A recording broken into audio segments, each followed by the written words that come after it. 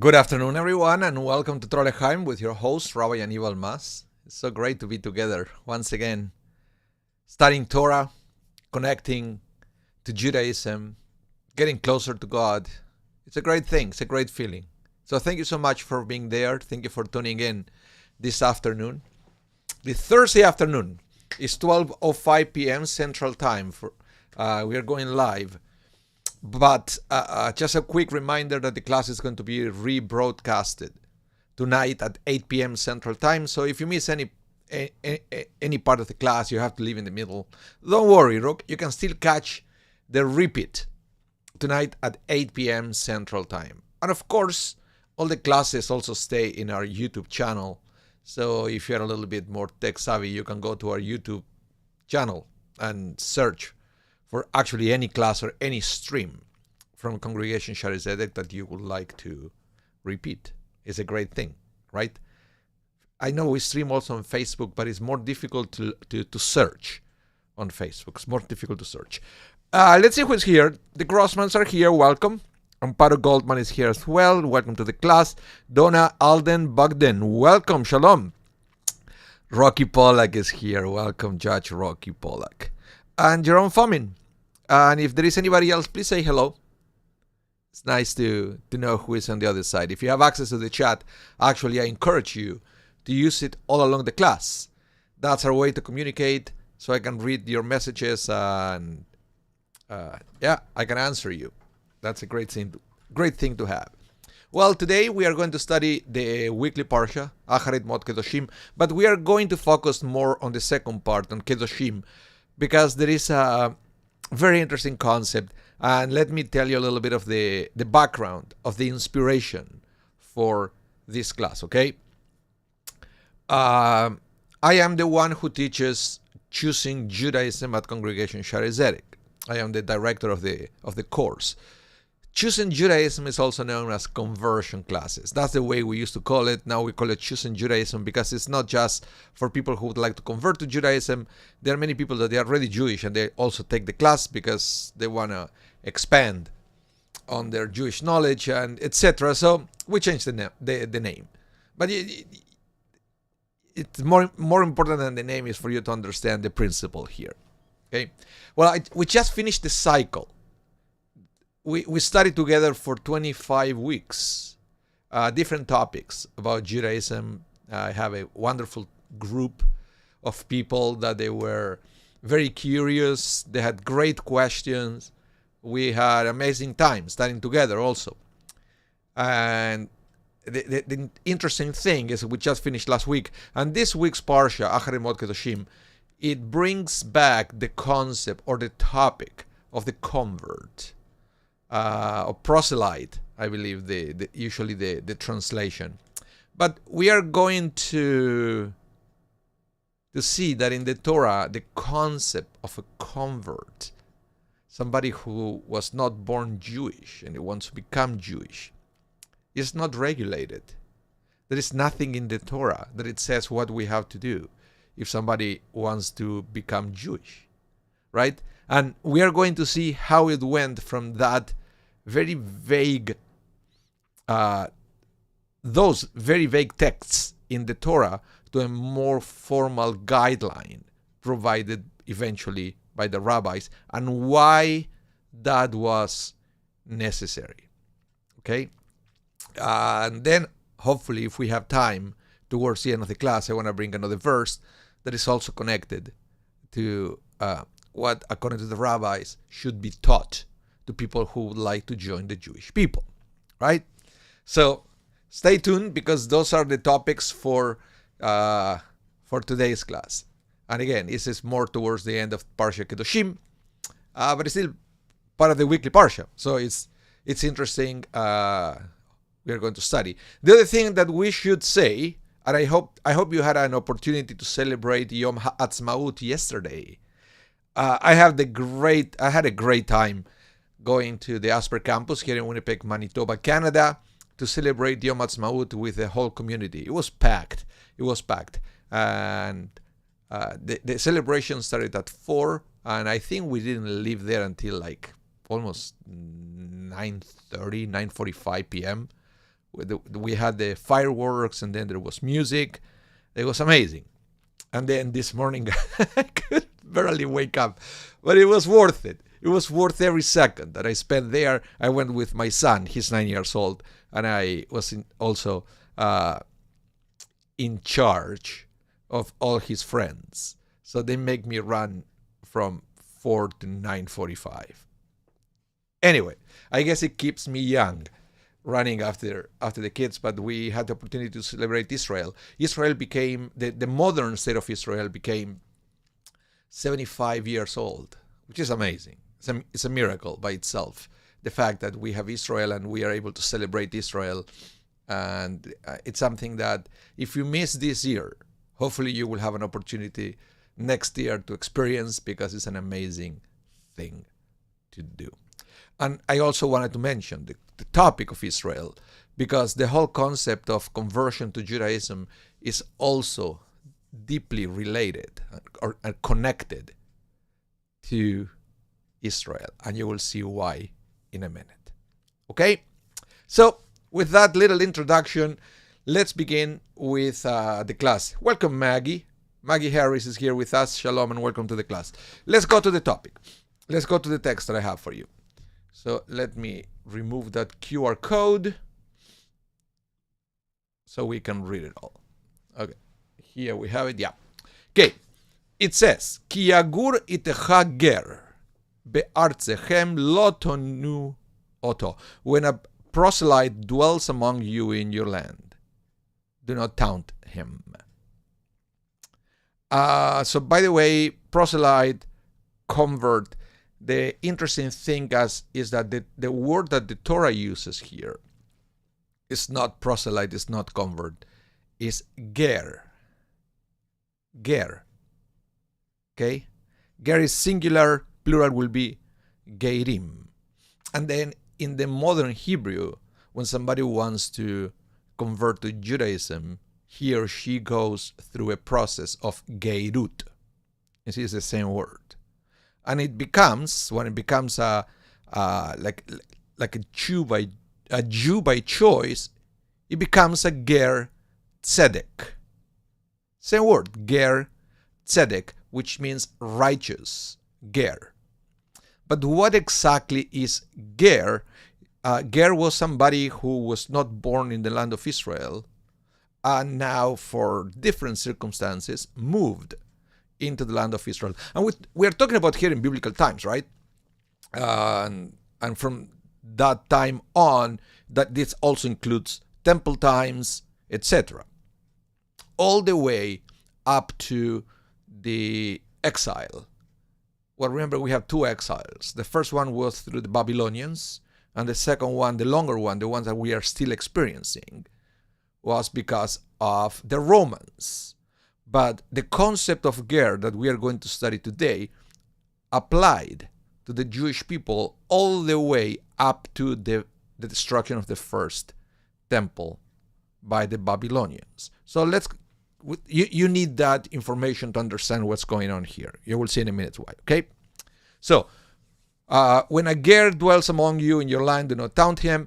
The ger who dwells with you should be like a native among you, and you shall love him like yourself. For you were aliens in the land of Egypt. I am Hashem, your God. Okay? So it's interesting. Even the translation, I always like to point this out, right? Because the translation starts with proselyte, and then it ends with aliens. Because proselyte usually is understood as convert, right? If you translate ger as convert in that entire paragraph, you will see that it doesn't make any sense, because it says, when a convert dwells among you in your land, do not taunt him. The convert who dwells with you shall be like a native among you, and you shall love him like yourself, for you were converts in the land of Egypt. Doesn't make any sense, because we never converted into the Egyptian religion. So the ger that is mentioned here in the Torah is somebody who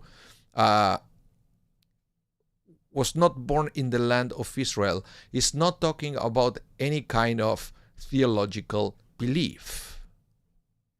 It's a simple geographical relocation, and now is somebody who wants to stay in the land of Israel and adopt the local customs, the local traditions, and the local practices, things that we really didn't do in the land of Egypt.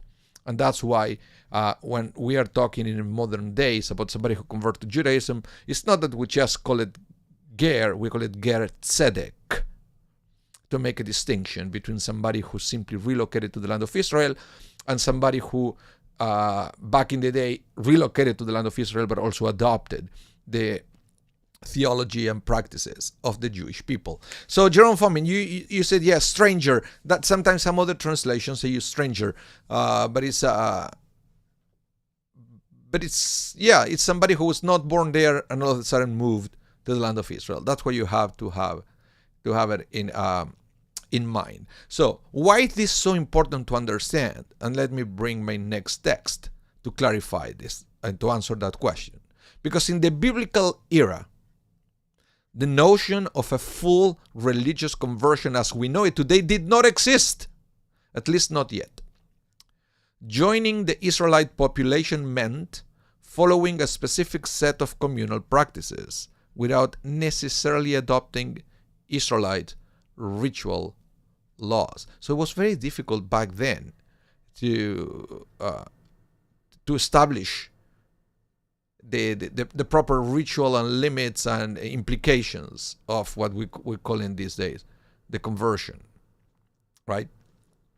Central to this process was the commitment to monotheism, the factor which most set pagans apart from Hebrew.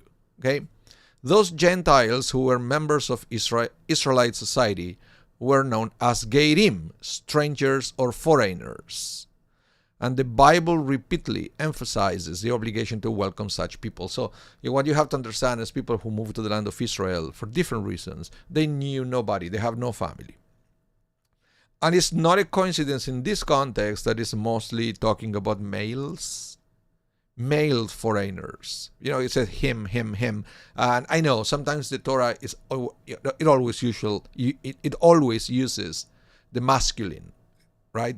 Especially because you have to understand that Hebrew is a binary language, so you need to be gender specific, and the Torah never says him or her, him or her, him or her. It just says him. But in this case, it was a big difference between a male ger and a female ger, because a female ger it will usually relocate to the land of Israel for the sake because it's marrying somebody there. Okay, so back then, by marriage, you automatically become Jewish. For a woman marrying a Jewish male will automatically in the land of Israel become Jewish, because you automatically start following all the practices, and you will have to share the beliefs of your husband. That was the way of society back then, right? That's why you will see repeatedly in the Bible that it will say, when we have all these very controversial verses to wipe out populations because of their beliefs. Most of the time, it will talk just about the men. Think about Pharaoh. When Pharaoh wanted to destroy the Jewish people, again, kill the males, because the females will marry Egyptians and they will automatically identified as Egyptians. So this is the same thing, okay? So basically, it's talking about males back in the day. Any questions so far? Any questions? Remember, the chat is open. You can use it to let me know any questions that you may have. And hopefully I will be able to answer. Hopefully I will. So, to make a point and to prove to you that this is the case, that there was no conversions outside of the land of Israel, I would like to bring to you one of the most famous episodes in the Bible talking about conversion. And that is the book of Ruth. The book of Ruth that we actually read on Shavuot. So, what happened in the book of Ruth? Well, we talk about Ruth the Moabite. Ruth was the daughter-in-law of Naomi and Elimelech. Okay, Naomi and Elimelech, there was a couple, they live in Israel, they were Jewish. It looks like it was a famine in the land of Israel, so they moved, they relocated to the land of Moab. Interesting. So now they are strangers, now they are Gerim in the land of Moab. Naomi and Elimelech, they have two children, 2 sons, and they married locals, right? Moabites. The name of one of the Moabites that they married was Ruth, and the other one was Orpah. Okay? Now, something happened, we don't know exactly what, maybe it was a war, we don't know, that Elimelech and his 2 sons died. So all the males of that family died. So all of a sudden, picture this, we're in Moab, and we have Naomi, Ruth, and Orpah all by themselves. Okay? So Naomi was in Moab. I guess she went there because her husband wanted to go there. And remember, that kind of society, you have nothing to say. You just go. But now she's a widow. And she says to her 2 daughters-in-law, I want to go back to Israel. I don't know anybody here. But the 2 of you, you are Moabites. Just stay here, remarried, be happy in your culture, with your people. Okay? So that's the context. That's the context that you need to understand before I present the next text, taken from the book of Ruth. It goes like this. Naomi said to her 2 daughters-in-law, each of you go back to your mother's house. May Hashem show grace to you, as you did to those who died, and to me. So it basically said, may God repay for all the kindness and you give to my sons and to me. Okay? May Hashem grant you security in the home of a new husband. May God bless you so you can remarry. Then she kissed them, but they began weeping aloud. They said to her, nope, we want to return with you to your people. Aha! So now the 2 daughters-in-law said, no, we don't want to marry locals. We love you, Naomi. We want to go with you back to Israel. And we want to remarry there, okay? Naomi said, go back, my daughters. Why do you want to go with me? Do I still have sons in my womb who could become your husbands? Go back, my daughters. Go your way. For I am too old to have a husband. Even if I were to say I still have hope, even if I have a husband tonight and bore sons, will you wait for them until they grow up? Will you refuse to marry just for them? No, my daughters. On your behalf, I feel very bitter that the hand of Adonai has gone out against me. So this is what happened. They said, yeah, we want to go with you, Naomi, to Israel. And then Naomi is saying, why do you want to come to Israel? You don't know anybody there. Okay? Who would like to marry a Moabite in Israel?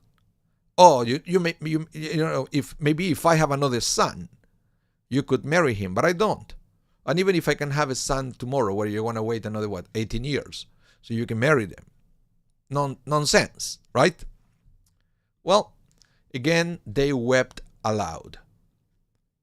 But, this is the interesting thing, Orpah kissed her mother-in-law goodbye. But Ruth stuck with her.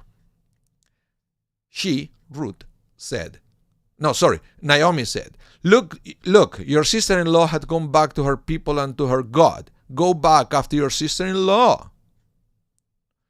But Ruth said, don't press me to leave you and stop following you. For wherever you go, I will go, and wherever you stay, I will stay. Your people will be my people, and your God will be my God.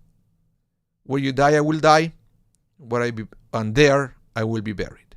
May Adonai bring terrible curses on me, and worse ones as well, if anything but death separates you and me. When Naomi saw that she was determined to go with her, she said no more to her.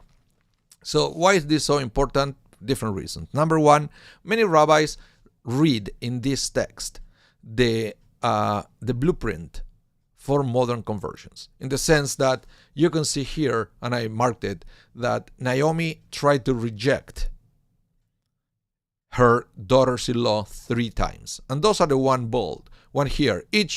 Number 1, each of you go back to your mother's house. Number 2, go back, my daughters. Number 3, look, your sister-in-law has gone back to her people and to her God. Go back after your sister-in-law. So 3 times. 3 times. Naomi said, don't become Jewish. Don't come to Israel. And then it was interesting, because if it was just the first time, Orpah was ready to go with her to Israel. But after the second rejection, Orpah said, okay, you're right. I should not go with you. And only Ruth stayed strong the 3 times. Okay? So that's why some rabbis seem to read that they are. But the other thing is, and this is the most, to me, it's even a way more interesting question, is Orpah and Ruth were already married to 2 Jewish men. So they didn't convert before the marriage to marry 2 Jewish boys? And the answer is no, because they were not in the land of Israel. They were in the land of Moab. And the conversion in the land of Moab made no sense. It didn't exist.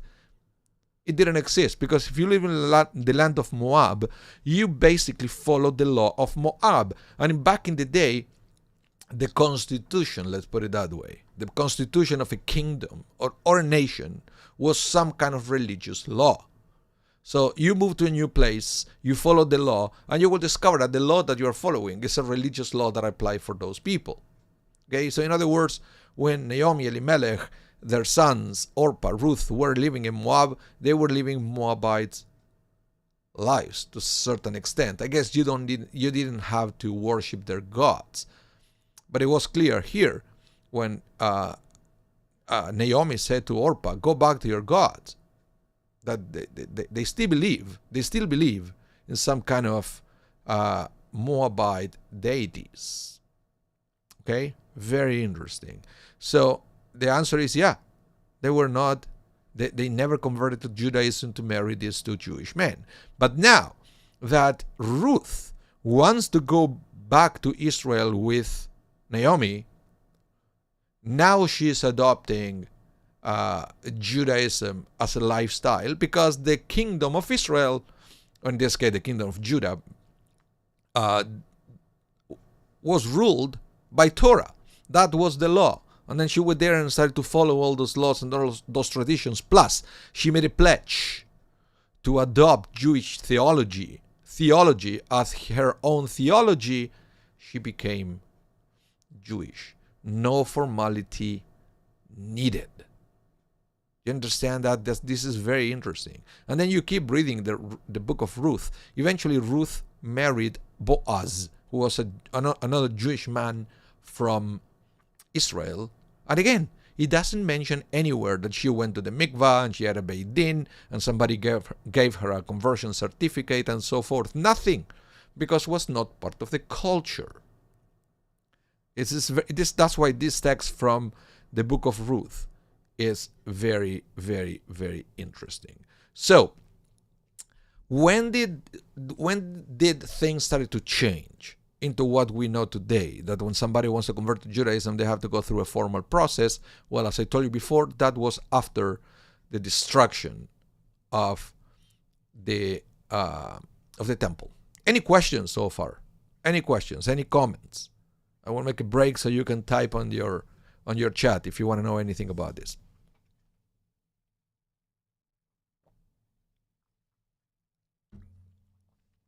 Okay, let's continue then.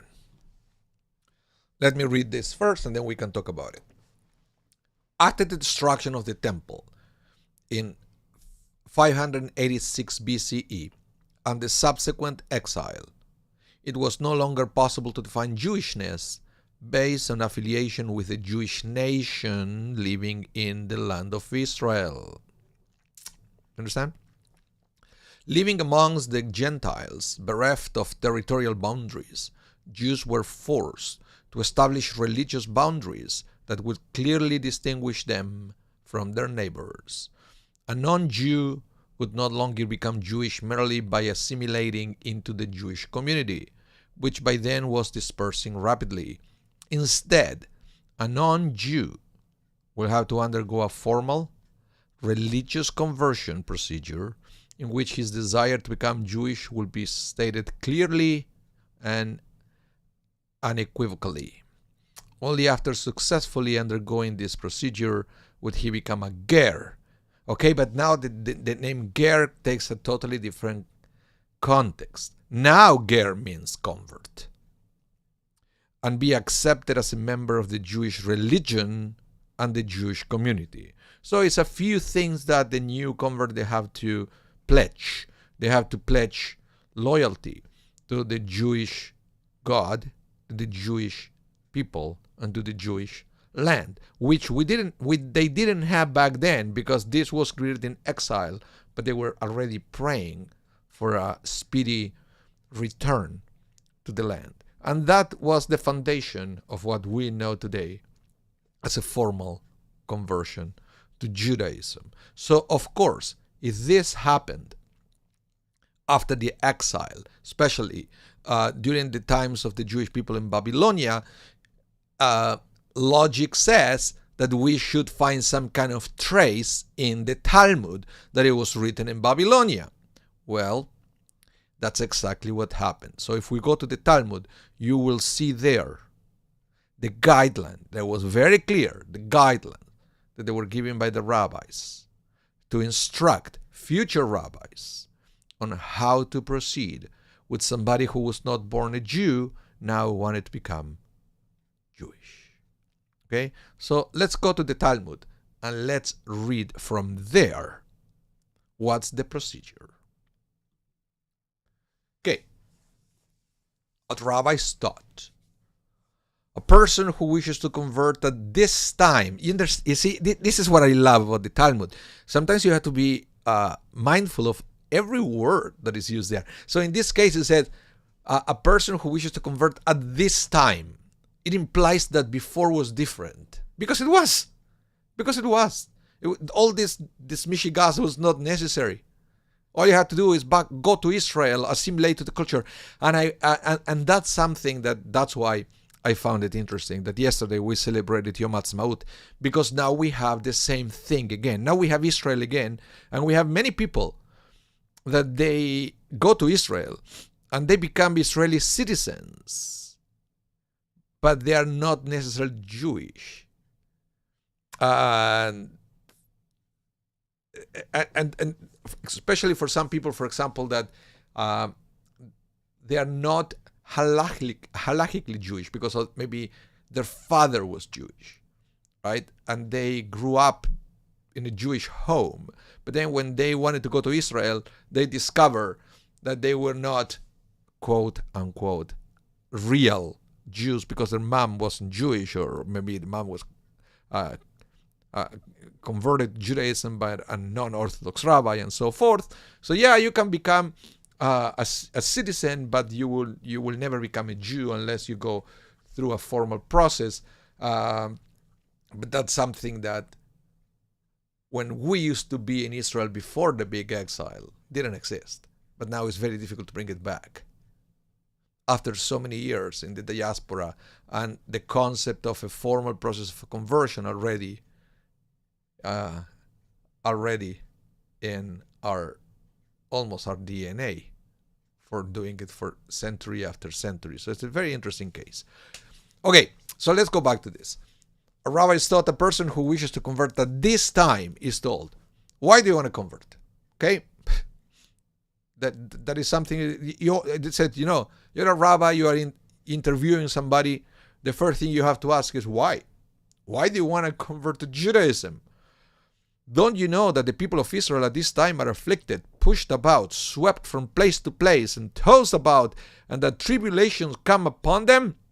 In other words, have you ever heard about anti-Semitism? Come on, why do you want to become a Jew?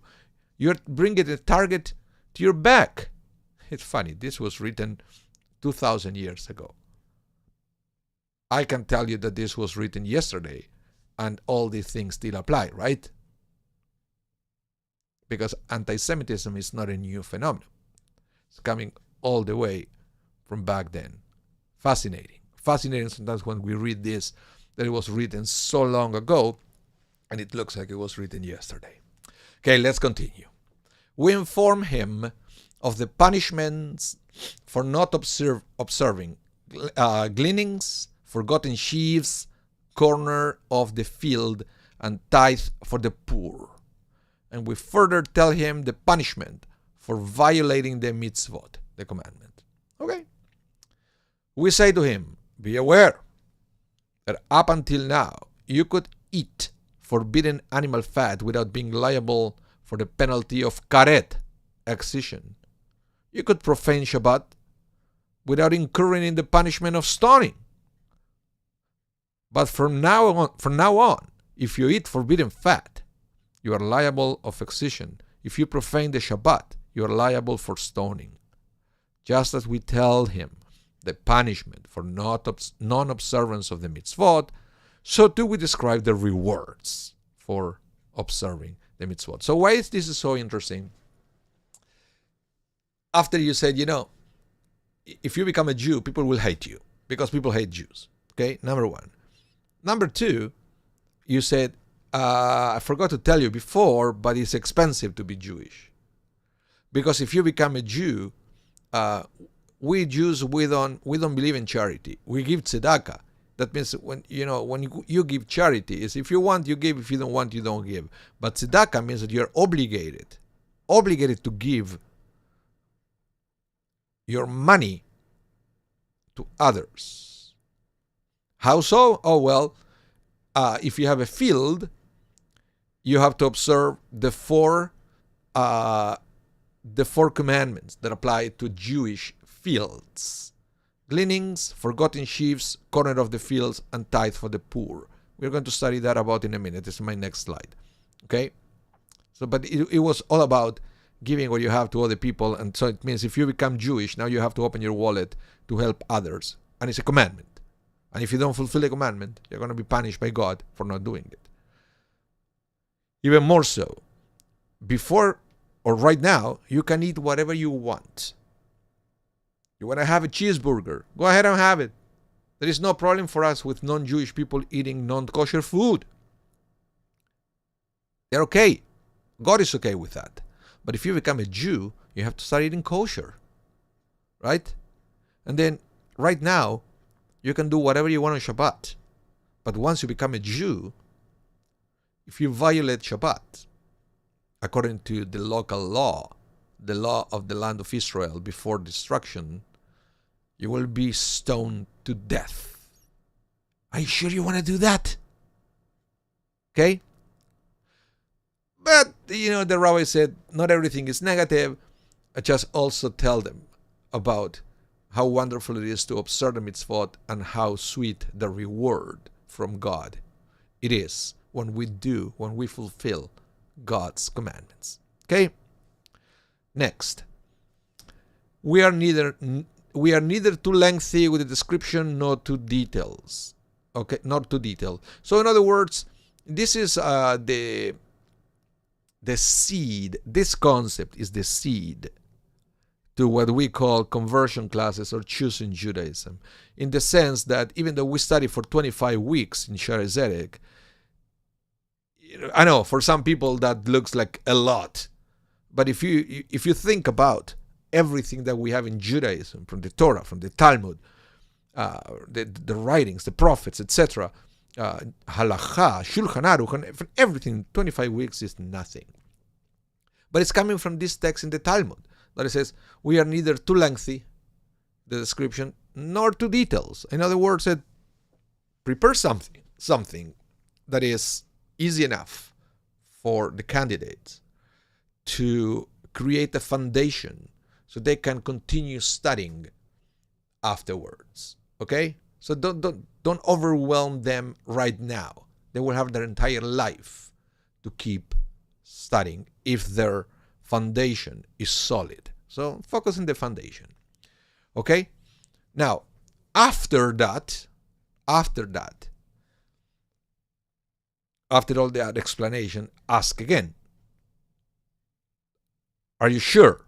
I said, well, if he accepts, then he's immediately circumcised.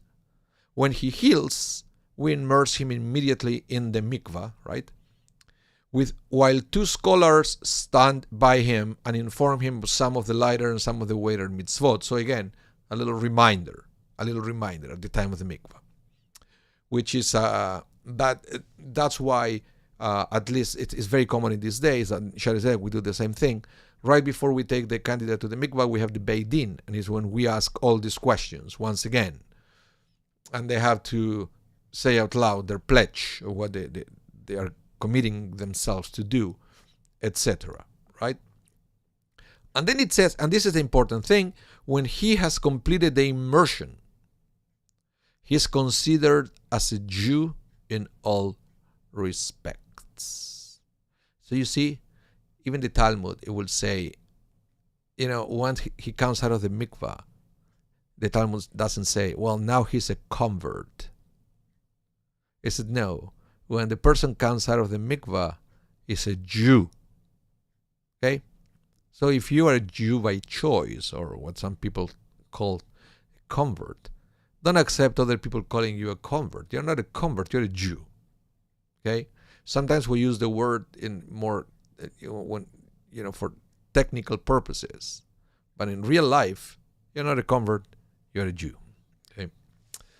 With reference to a woman, other women position her in the water up to the neck, while 2 scholars stand by from outside and inform her some of the lighter, some of the weighter mitzvot. In other words, it make it clear that women don't have to be circumcised. I'm happy that the Talmud make it clear, and it says that a woman enters with the female candidate to the mikvah, because it's a prohibition for a Jewish man to look at another woman's naked body, woman that is not his wife. So that's why the attendant for the mikvah for a woman is another woman. Okay, and this is exactly the way we follow.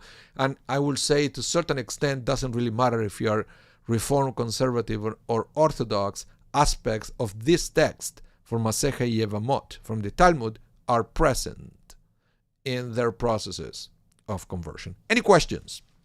Any questions so far? I can't believe you guys don't have any questions about this.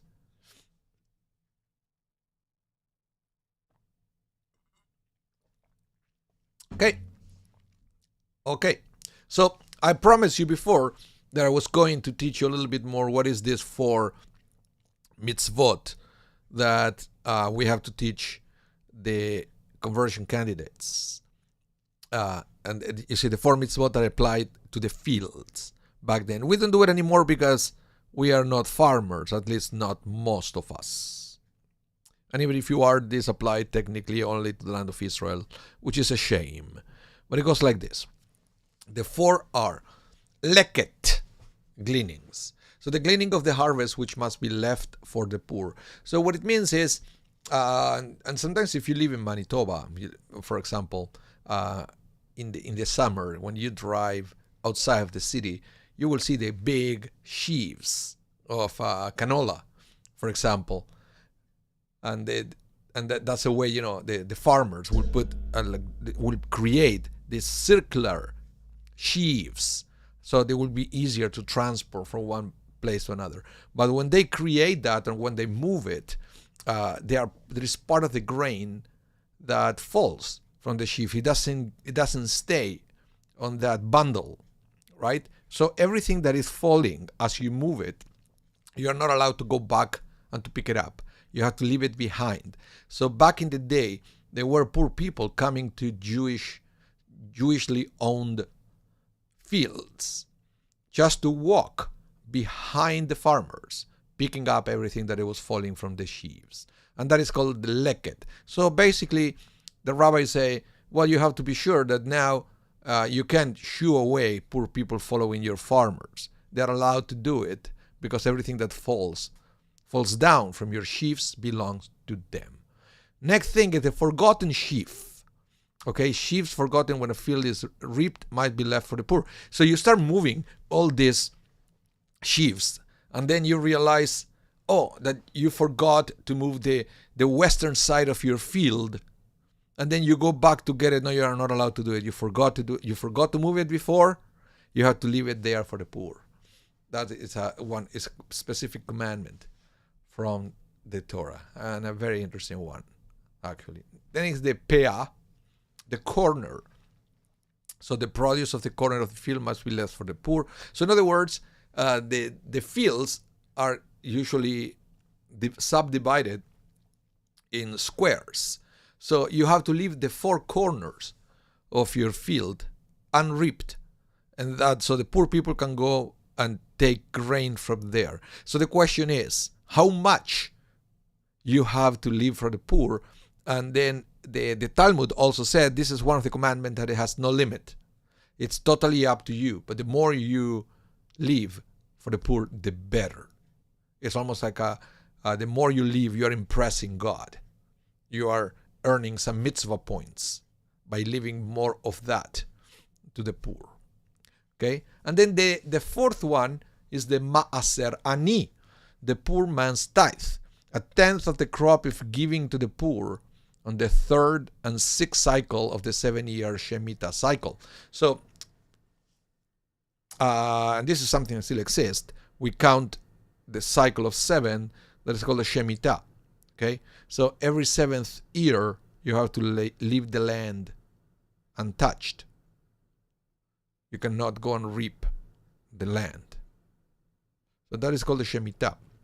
And so again, it's a 7-year cycle. You can go Google it and you will know exactly what year of the cycle we are now in the land of Israel.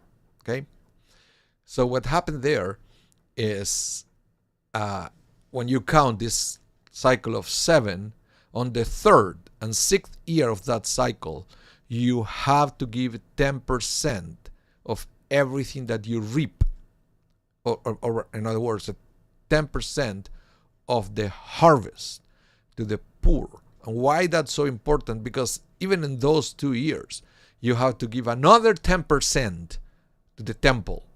So year 3 and year 6 were more expensive for the farmer. So in other words, the rabbi said, look, before you become a Jew, let me tell you in detail all the fine print of the contract that you are signing here. And it says that it's expensive to be Jewish, not just because you have to pay membership to the synagogue and you have to eat kosher, but because of everything that you have to give to the poor. And then remember, we are Jews. We count the cycle of 7, and in year number 3, year number 6, you have to give 10% twice. So it's not a 20%. It's you take everything you have, you take 10% and you give it to the temple, and then from everything that stay there, you take another 10%. But if you put the two together, it's not a 20%. It's less than that. But anyway, so that's the fourth thing that you have to inform. Okay? And the other thing that it came out there in the text of the Talmud is the fact that when a male wants to convert to Judaism, it's not just enough with studying and going to the mikvah, they also have to be circumcised. So the Talmud brings something very interesting. What it says, with respect to a convert who had been circumcised previously, what do you do? Right? Beit Shammai rule that we must cause a few drops of covenantal blood to flow from him, but Beit Hillel disagree.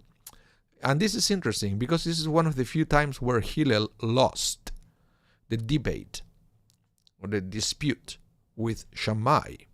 Okay? Shammai said if somebody is already circumcised in advance, they have to go through a ritual that in these days we call it atafanda brit. So you have to take a drop of blood from the place where the foreskin used to be. There are no blessings, no nothing.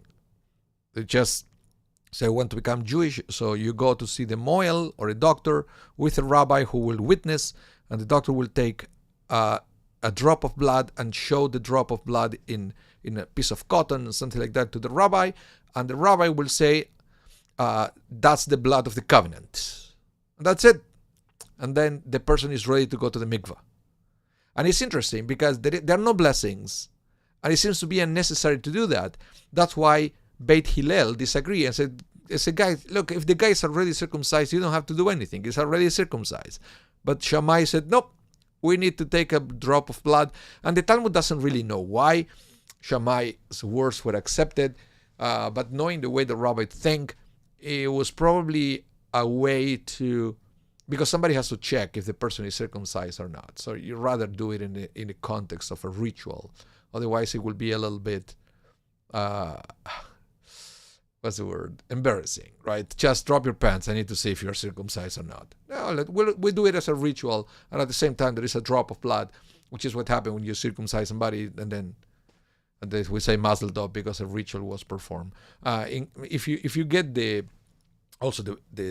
rabbi's manual from the conservative movement, some rabbis say that maybe you should, there is a blessing that they present at the time just to make it look more like a ritual and not just something that you extract a drop of blood.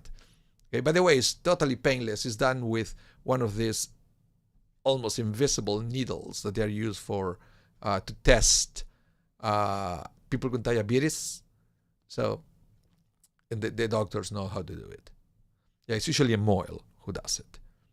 Okay, so, but what is interesting here, and this is what I want to continue with another topic of this week's Parsha, is that nowhere in the detail, in the guideline of the rabbis of what to do when somebody wants to convert to Judaism, nowhere it says that you have to teach them to be a good person. Have you noticed that? It says, if you eat treif, if you don't eat kosher, you're going to be punished. If you violate Shabbat, you're going to be punished, right? Which are, by the way, like ritual things. Or if you don't give money to the poor, okay, you're going to be punished. But nowhere it says, well, if you become Jew, you have to be a good person. And try to understand here why is that.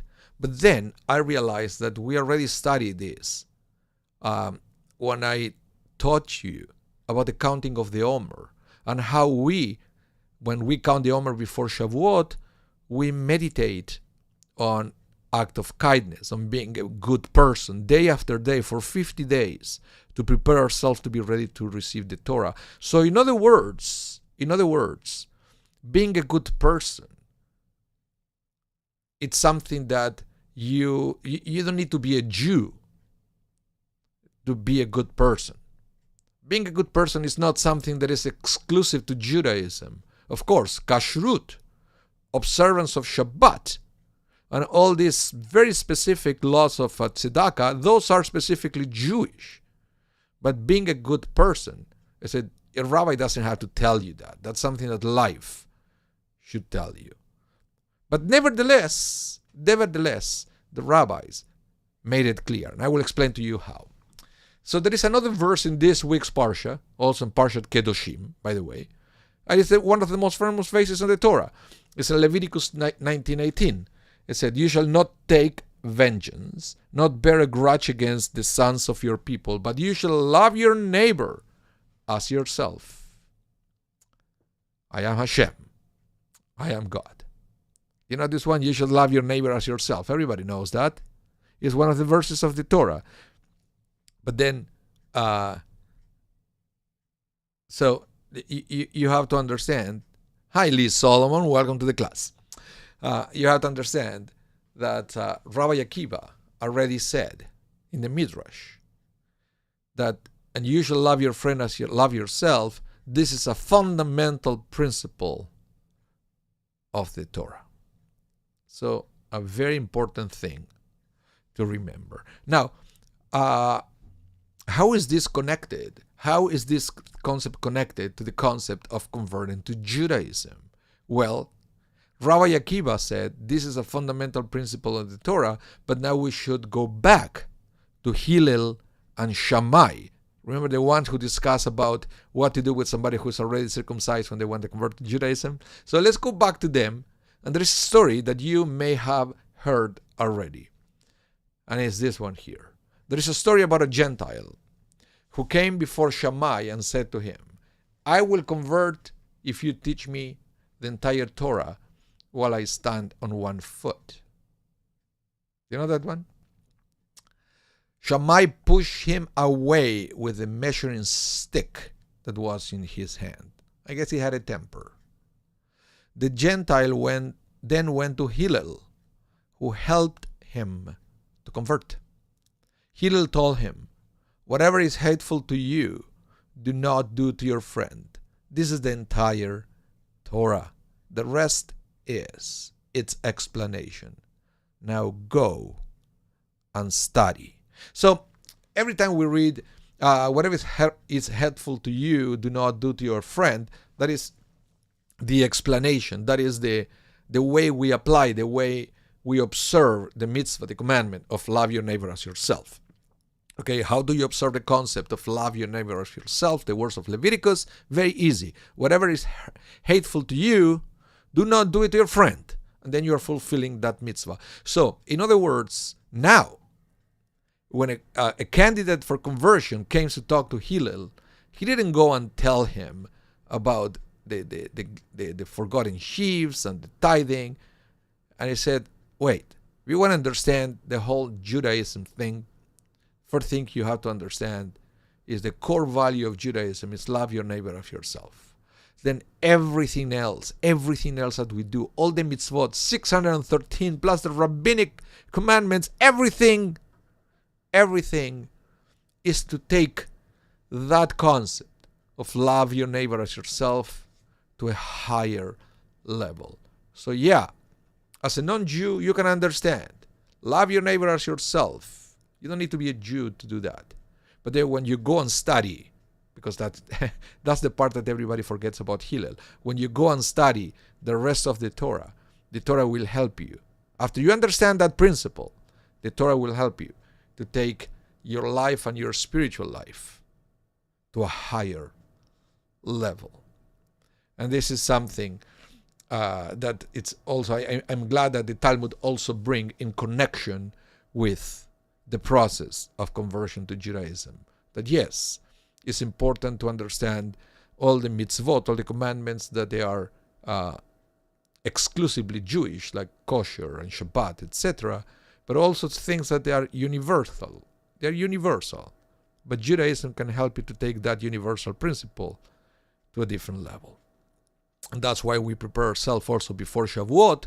So on Shavuot, the revelation of the Torah can take ourselves to a different level. And this is interesting because I want to share with you this concept here, because this rabbi makes it even clearer. And he says, it seems that the Gentile was a righteous convert and was not acting in a sarcastic manner, jokingly suggesting that he be taught the entire Torah while literally standing on one foot. Rather, he must have requested a method by which he could base all of the Torah's commandment upon one unifying principle.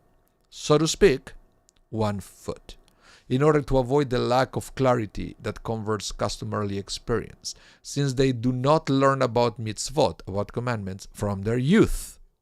Therefore, Hillel gave him a brief form of this all-encompassing principle with which he will be able to remember all of the mitzvot. In other words, if you become an observant Jew, if you start fulfilling God's word, you should always check and double check everything you do against the principle of love your neighbor. If whatever you're doing at the end of the day will make you not to love your neighbor, then you have to think again if whatever you're doing is actually Jewish or not. And that's why this is something that is, according to Hillel, is very important to teach to somebody who would like to join the Jewish people. Okay? And this is what I wanted to teach you today.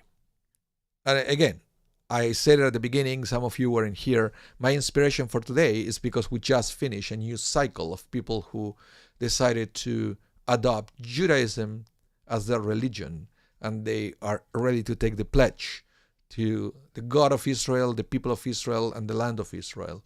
So it inspired me to prepare to present this class to you, because it's also mentioned in this week's Parsha. So I hope you have a better understanding now of why we have the process of conversion to Judaism that we have in these days and where it's coming from.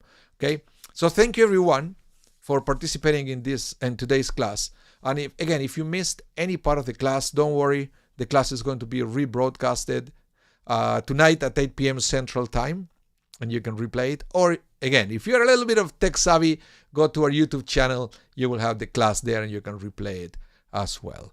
Remember, give us the thumbs up. Share this class with a friend. Subscribe to our channels, because we do things online all the time. And I hope you will have a great rest of your day. Please stay safe. And I hope to see you soon. Bye, everyone.